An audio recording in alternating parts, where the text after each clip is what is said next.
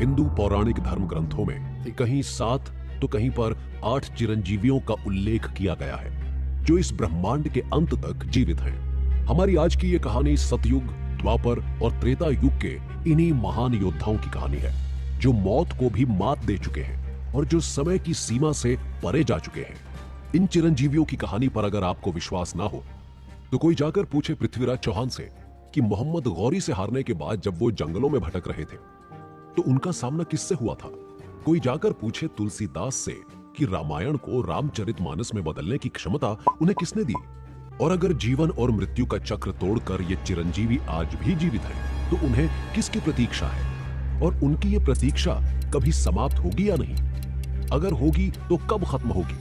कहां है ये 7 चिरंजीवी, किस रूप में है, क्यों नहीं आते ये हमारे सामने, और जो ये सामने आ गए तो क्या होगा। इन 7 चिरंजीवियों की यह अनोखी कहानी आपको एनर्जी कंजर्वेशन थ्योरी और इन्फिनिटी का रहस्य बता सकती है। ये आपको मृत संजीवनी और अमरत्व का महत्व समझा सकती है। सप्त चिरंजीवियों की ये कहानी युगों की प्रतीक्षा की एक ऐसी दास्तान है जो सतयुग से शुरू होकर कलयुग के अंत तक चलने वाली है। अब इस पूरी कहानी में बहुत से सवाल जुड़े हुए हैं। सवाल यह है कि कौन है ये सप्त चिरंजीवी या 7 इमॉर्टल्स। अगर इनका अस्तित्व आज भी है तो ये आखिर है कहां। क्या सच में हमारे इस युग का यानी कलयुग का अंत होने वाला है, या सच में पृथ्वी पर कल्कि का प्रलय आने वाला है। क्या ये ब्रह्मांड एक बार फिर नए सिरे से नए जीवन की शुरुआत करने वाला है। और कौन है कल्कि, कल्कि और कलिराज का रहस्य क्या है।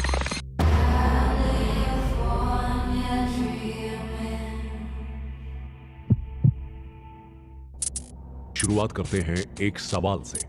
क्या आप जानते हैं कि रामायण का सबसे खूबसूरत कैरेक्टर कौन सा है। जी हां, बिल्कुल, रामायण के हीरो जहां श्री राम हैं, वहीं रामायण का सबसे खूबसूरत कैरेक्टर है हनुमान, जिन्हें हम रुद्र या यूं कहें कि शिव का अवतार भी मानते हैं।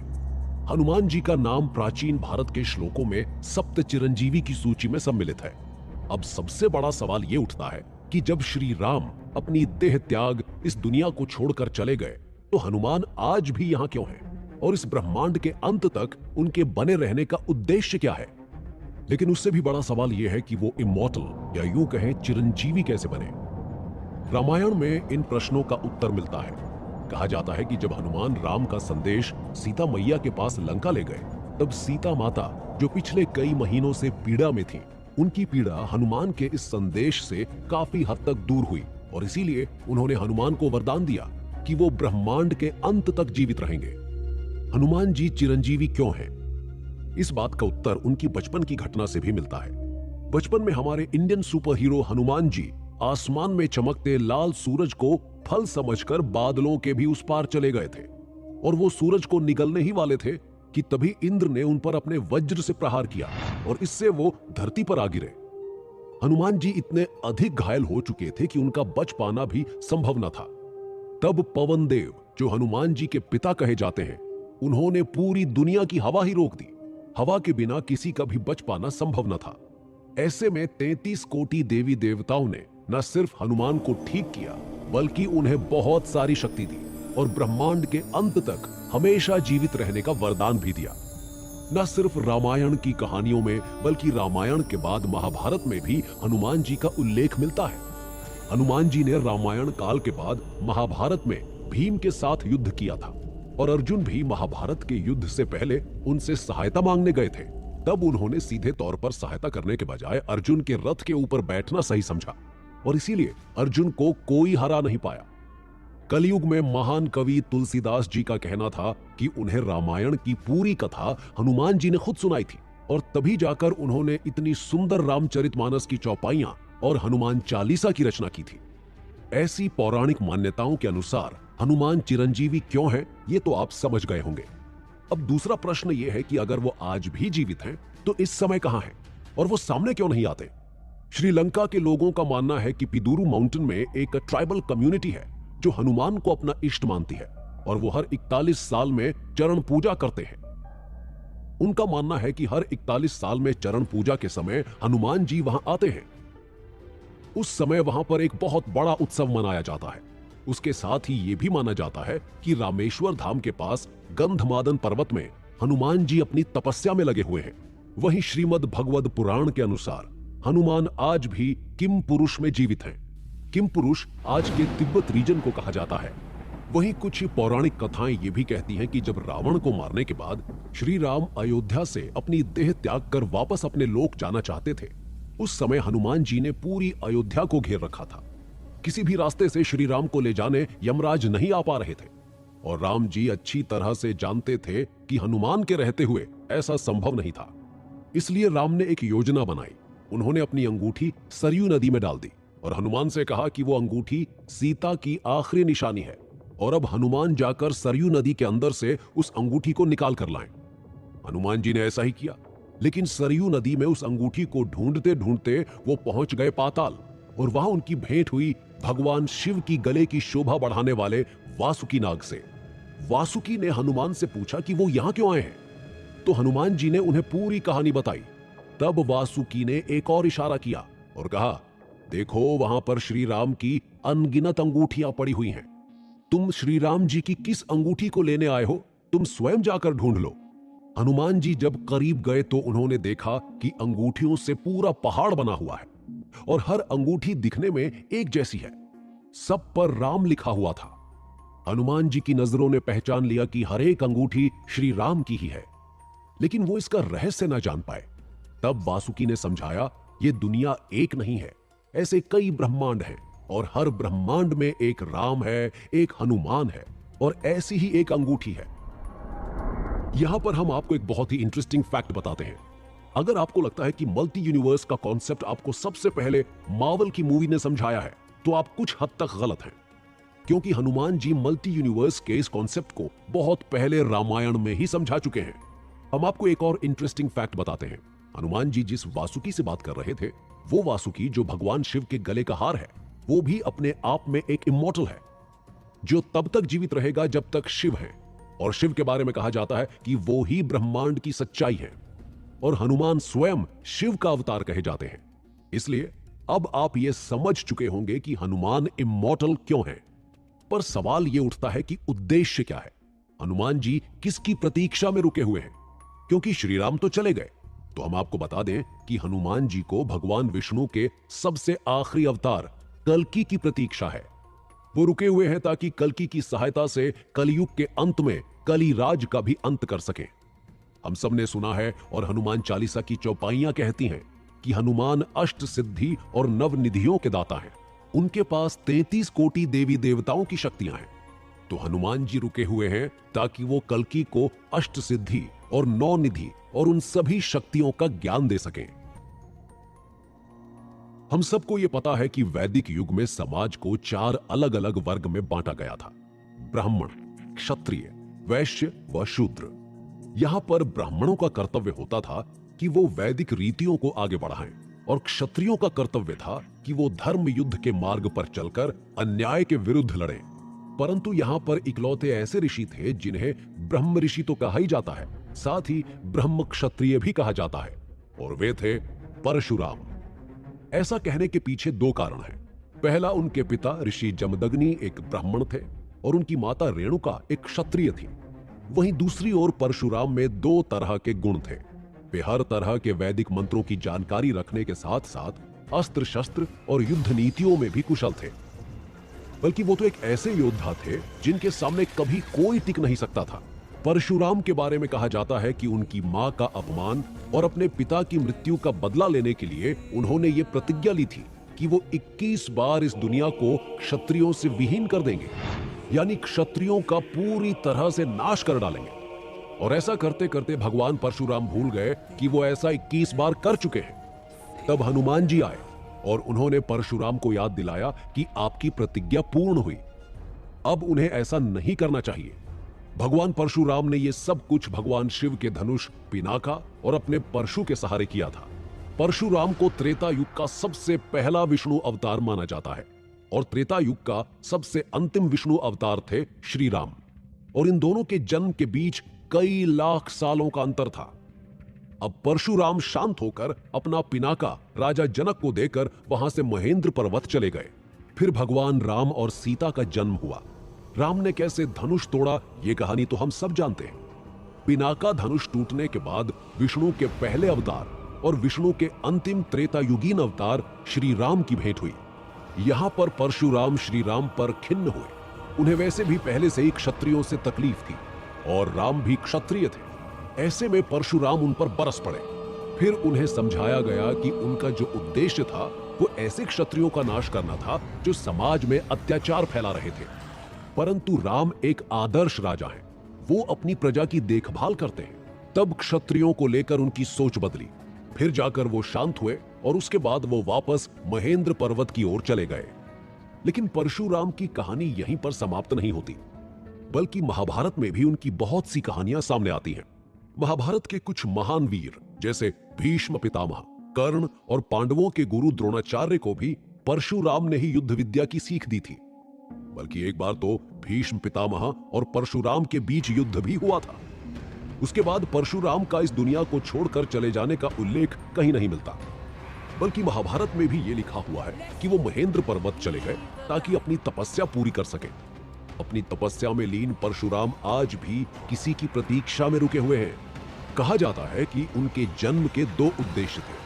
पहला, उस समय जो क्षत्रिय अत्याचार कर रहे थे उनका नाश करना, उन्हें सबक सिखाना, और दूसरा, भगवान विष्णु के सबसे अंतिम अवतार कल्कि का युद्ध गुरु बनना। परशुराम के पास भगवान शिव का पिनाका है, तो उनके पास और भी ऐसे अस्त्र शस्त्र हैं जिसकी विद्या उन्होंने भीष्म पितामह और कर्ण को दी थी। बस उसी प्रकार कलयुग के अंत में कल्कि के युद्ध गुरु बनने के उद्देश्य से आज भी परशुराम अपनी तपस्या में लीन है। आज ये महेंद्रगिरी पर्वत ओडिशा के गजपति डिस्ट्रिक्ट के परलाखेमुंडी में स्थित है और मान्यता है कि परशुराम आज भी उन पहाड़ियों की सबसे ऊंचाई पर अपनी तपस्या में लीन रहते हैं, लेकिन कभी किसी को दिखाई नहीं देते। अब प्रश्न ये उठता है कि यदि कोई उन्हें सच में महेंद्रगिरी में ढूंढता हुआ चला आए तो क्या वो उसके सामने आएंगे? उत्तर है नहीं। जब हम 7 चिरंजीवियों की बात करते हैं तो अक्सर उन लोगों की बात करते हैं जिन्हें इमॉर्टल होने का वरदान मिला था, जो किसी विशेष लक्ष्य के कारण आज भी जीवित हैं। लेकिन इन चिरंजीवियों की लिस्ट में एक नाम ऐसा भी है जो वरदान के कारण नहीं बल्कि एक श्राप के कारण आज भी जीवित है, और उनका नाम है अश्वत्थामा। अश्वत्थामा महाभारत का एक बहुत ही इंपॉर्टेंट कैरेक्टर है। एक ऐसा कैरेक्टर जो अपने आप में बहुत शक्तिशाली था, जो पांडवों और कौरवों के गुरु द्रोणाचार्य का बेटा था, जिसके पास असीम शक्तियां थीं, यहां तक कि उसे ब्रह्मास्त्र का उपयोग करना भी आता था। पर उसने कुछ ऐसी गलतियां की जिसके लिए उसे श्री कृष्ण ने एक श्राप दिया। आज अगर आपसे कोई कहे कि किसी एक शख्स ने सोते हुए 5 बच्चों को जान से मार दिया, तो आप क्या कहेंगे? आप कहेंगे कि वो कितना निर्दयी होगा, उसमें इंसानियत होगी ही नहीं, क्योंकि कोई भी जीता जागता इंसान ऐसा काम करने से पहले कई बार सोचेगा। खास तौर पर जब बच्चों को मारने की बात आती है तो लोग उनका मासूम चेहरा देखकर ऐसा कर नहीं पाते। कई बार टेररिस्ट भी बच्चों को छोड़ देते हैं। लेकिन अश्वत्थामा की कहानी कुछ ऐसी ही है। अश्वत्थामा ने महाभारत के युद्ध में कौरवों की ओर से लड़ाई की थी। अश्वत्थामा ने कौरवों को जिताने का भरसक प्रयास किया और काफी हद तक उन्होंने पांडवों को नुकसान भी पहुंचाया, क्योंकि जैसे हम बात कर चुके हैं उनके पास ब्रह्मास्त्र था और भी बहुत सारे डिवाइन अस्त्र शस्त्र थे जिनकी उन्हें जानकारी थी। लेकिन फिर भी सच्चाई की जीत हुई। पांडव जीते और कौरव हार गए, और अश्वत्थामा को यह हार बर्दाश्त न हुई। वो अपने सबसे अच्छे मित्र दुर्योधन को युद्ध भूमि में दर्द में तड़पता देख विचलित हो उठे, और उन्होंने दुर्योधन से प्रतिज्ञा की कि वो पांडवों के वंश का नाश कर देंगे।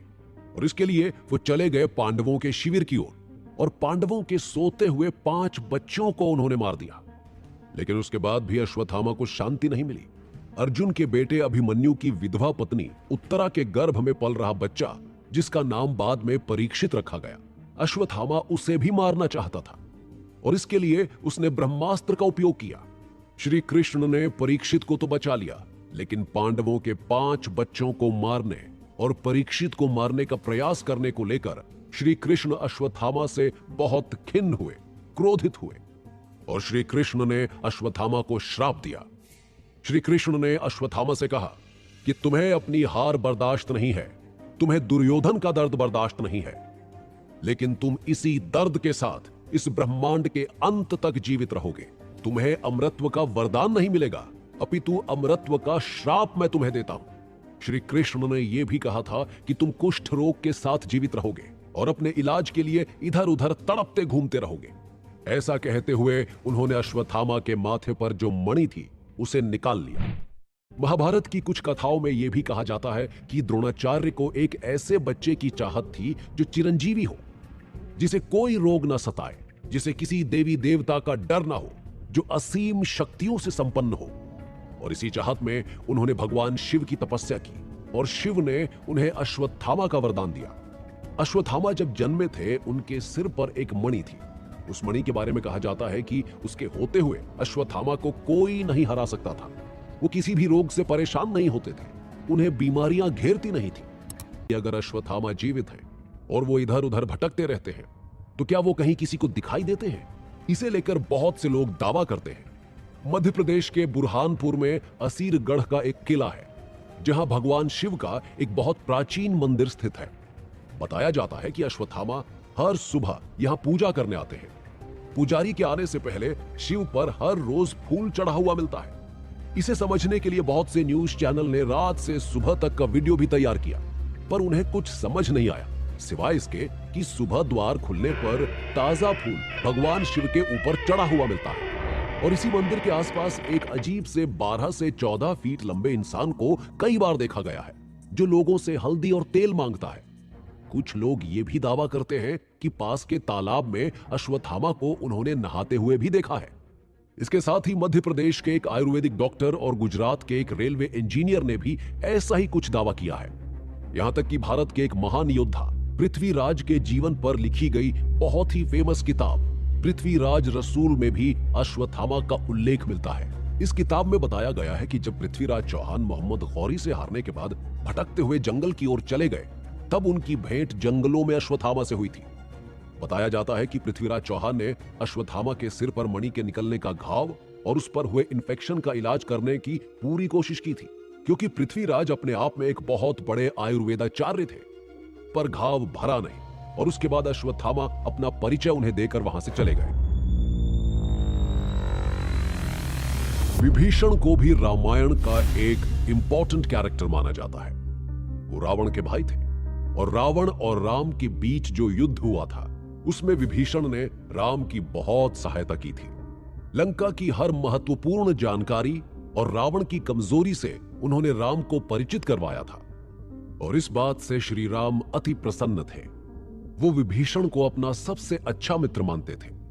इतनी कहानी तो हम में से हर कोई जानता है और आप ये भी जानते होंगे कि युद्ध में श्री राम के हाथों रावण के मारे जाने के बाद श्री राम ने विभीषण को लंका का राजा बनाया था। विभीषण लंका का राजकाज देख रहे थे, परंतु उन्हें राम के दर्शन की आदत हो गई थी। जब भी उन्हें अवसर मिलता वो लंका से तुरंत अयोध्या भाग जाते और श्री राम के दर्शन किया करते। पर अब राम इस दुनिया को छोड़कर जाने लगे थे। विभीषण को जब ये बात पता चली तो हनुमान की भांति वो भी बहुत दुखी हुए और उन्होंने श्री राम से कहा कि ऐसे मैं तो जीवित ना रह पाऊंगा, मुझे भी आप अपने साथ ले चलिए। तब श्री राम ने कहा, नहीं, आपके जाने का समय अभी नहीं आया है। जैसे रावण और मेरे युद्ध में आपने मेरी सहायता की थी, वैसे ही कलयुग के अंत में एक बहुत भीषण युद्ध होगा जिसमें धर्म और अधर्म की एक बार फिर लड़ाई होगी और उस समय अधर्म को हराने के लिए आपको एक बार फिर मेरे ही एक अवतार का साथ देना होगा। वैसे ही सहायता करनी होगी जैसे आपने इस युद्ध में मेरी की। एक और कहानी है जो रामायण और कुछ प्राचीन धर्म ग्रंथों में पढ़ी जा सकती है। उस कहानी के हिसाब से रावण अपने भाई विभीषण से बहुत खिन्न थे, क्योंकि उन्हें लगता था कि विभीषण ने उनके साथ धोखा किया है और राम को जाकर लंका के बारे में सब कुछ बताया है। रावण की कमजोरी और रावण को हराने में राम की सहायता विभीषण ने ही की है। इस बात से खिन्न होकर रावण ने मरते समय विभीषण को श्राप दिया था कि तुम बिना परिवार के हमेशा ब्रह्मांड के अंत तक इस दुनिया में जीवित रहोगे। कहानियां अलग अलग हैं, परंतु विभीषण के जीने का उद्देश्य एक है और वो कलयुग के अंत तक कल्कि की प्रतीक्षा है और उसी प्रतीक्षा में विभीषण आज भी रुके हुए हैं। विभीषण चिरंजीवी क्यों है ये तो हमने जान लिया, अब प्रश्न ये उठता है कि बाकियों की तरह वो रहते कहां हैं? तो कहा जाता है कि विभीषण को अगर देखना है तो आप उन्हें हर रोज सुबह जगन्नाथ स्वामी के मंदिर के आसपास देख तो नहीं सकते, पर महसूस अवश्य कर सकते हैं। और विभीषण आज भी लंका में रहते हैं। वो इस प्रतीक्षा में लगे हुए हैं कि कब कल की आए और वो दुनिया के सामने आए।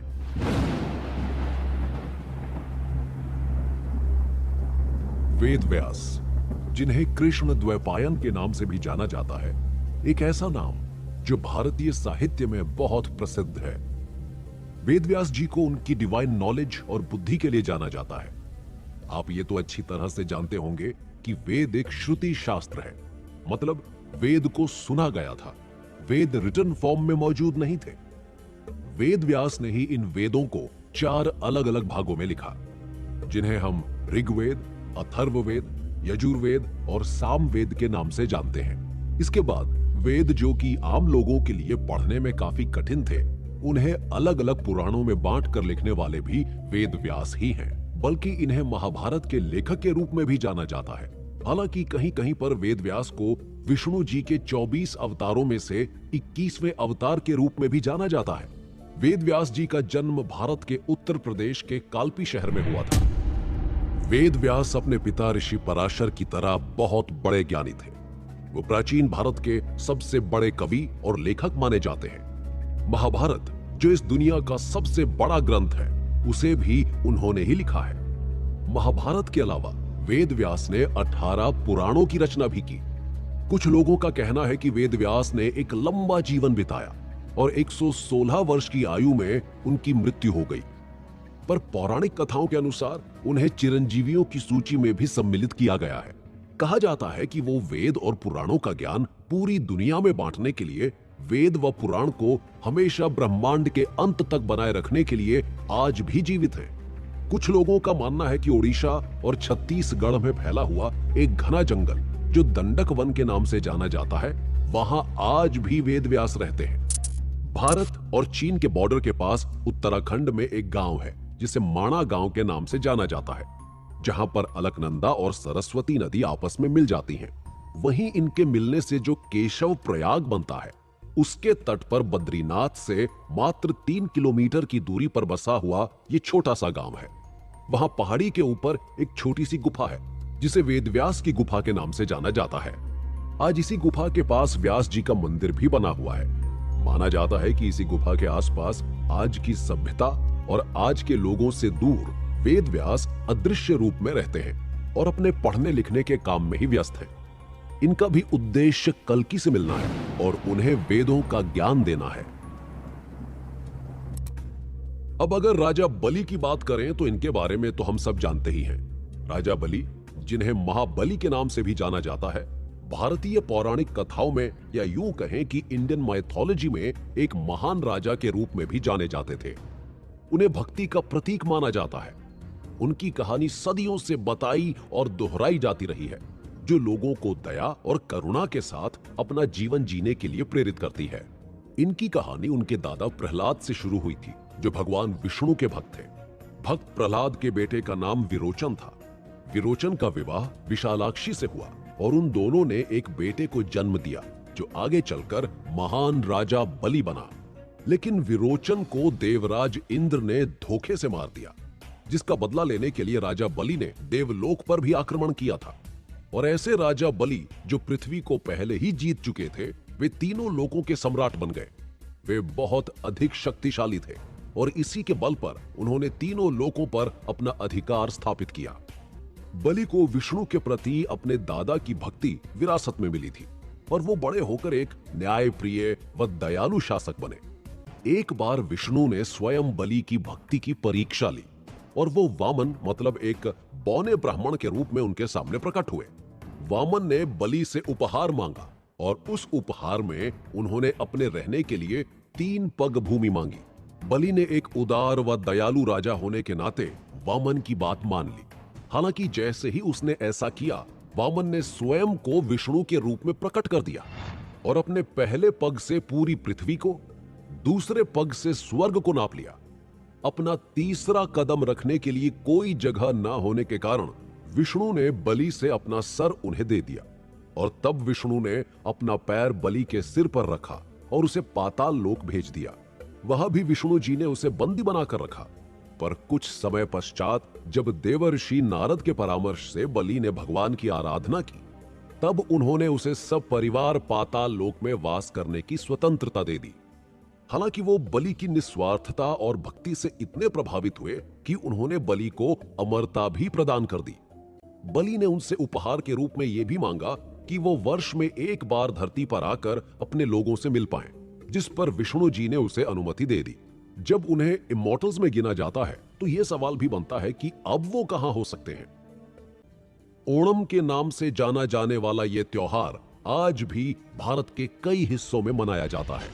ओणम के दौरान लोग बलि की वापसी का स्वागत करने के लिए अपने घरों को फूलों से सजाते हैं और दीपक जलाते हैं।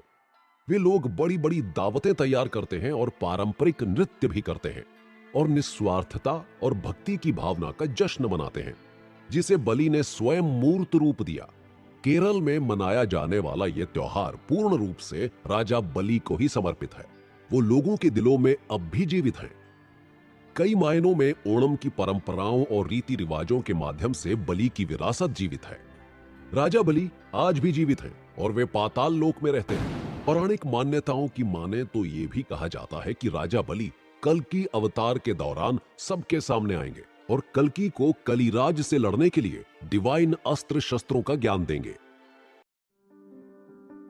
अगर आपने महाभारत की कहानियां सुनी है या महाभारत टेलीविजन पर देखा है तो आपने कृपाचार्य का नाम तो अवश्य सुना होगा। गुरु कृपाचार्य कौरव और पांडवों के गुरु थे, जिन्हें कृपा के नाम से भी जाना जाता है। भारतीय प्राचीन कथाओं में उन्हें एक महान शक्तिशाली इंसान माना गया है। गुरु कृपाचार्य को उनके महाकाव्य कविता महाभारत में कौरव और पांडव राजकुमारों के शिक्षक और मेंटोर के रूप में जाना जाता है। महाभारत काल के दौरान उनके ज्ञान और कौशल की हमेशा मांग बनी रही। युद्ध में उन्होंने अपने ही शिष्य अर्जुन के साथ भीषण युद्ध किया था। पर उनके जीवन को समझने के बाद सवाल ये उठता है कि भारतीय प्राचीन कथाओं के अनुसार वो इमॉर्टल क्यों हैं और इस समय वो कहां हैं? साथ ही इमॉर्टल होने के पीछे उनका लक्ष्य क्या है? कुछ परंपराओं के अनुसार कहा जाता है कि गुरु कृपाचार्य अपनी मृत्यु के बाद स्वर्ग में वास करने लगे थे, जहां अब वो देवताओं के सलाहकार के रूप में काम करते हैं। कुछ धर्म ग्रंथों का मानना है कि वो कौरवों के साथ खड़े अवश्य रहे, परंतु उन्होंने कभी भी पांडवों के साथ अन्याय नहीं किया। उनकी इस भावना को देखते हुए श्री कृष्ण ने उन्हें चिरंजीवी होने का वरदान दिया था। अब वो कहां हैं? इस बात को लेकर ज्यादा जानकारी तो नहीं मिलती, लेकिन कहा जाता है कि सभी चिरंजीवियों के साथ वो भी हिमालय की ही किसी पवित्र पहाड़ी पर अपनी तपस्या में लगे हुए हैं, ताकि जब आवश्यकता हो वो वापस आ सकें। और उनकी भी आवश्यकता कल्कि के काल में ही पड़ने वाली है। हमने अभी अभी 7 इमॉर्टल्स की बात कही। अब यहां पर सबसे बड़ा सवाल यह उठता है कि इमॉर्टल होने का क्या मतलब है? चिरंजीवी होने का क्या मतलब है? या फिर हम यूं कहें कि अमरत्व को प्राप्त करने का क्या अर्थ है? अगर एक लाइन में इसका जवाब दें तो इसका सीधा सा मतलब है कि आप समय को मात देकर युगों तक जीवित रह सकते हैं।